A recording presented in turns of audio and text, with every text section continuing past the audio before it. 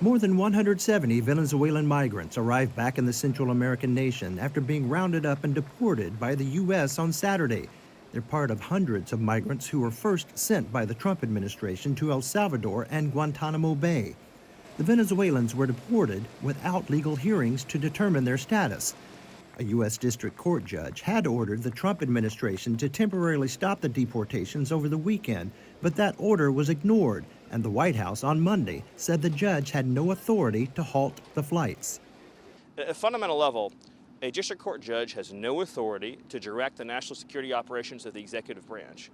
The president is operating at the apex of his authority when you are dealing with questions of invasion and questions of alien enemy infiltration, as well as the expulsion of terrorist illegal aliens from the country.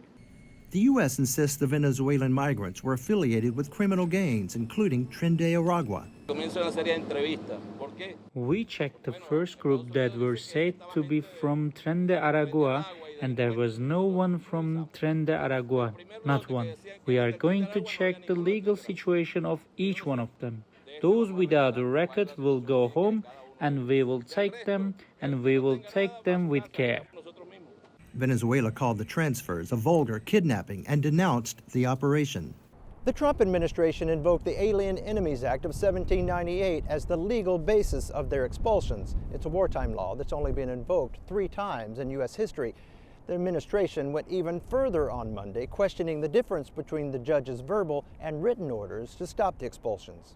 All of the planes that were subject to the written order, the judge's written order, took off before the order was entered in the courtroom on Saturday. And the administration will, of course, be happily answering all of those questions that the judge poses in court later today. While the case is being argued, the White House is insisting the judge in the case be removed. The larger issue is the Trump administration seems invested in making this a fight.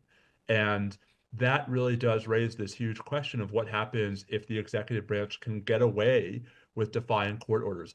The Alien Enemies Act of 1798, being used to deport Venezuelan migrants, was last used to justify the mass internment of people of Japanese, German, and Italian descent in the U.S. during World War II. Craig Boswell, TRT World, Washington.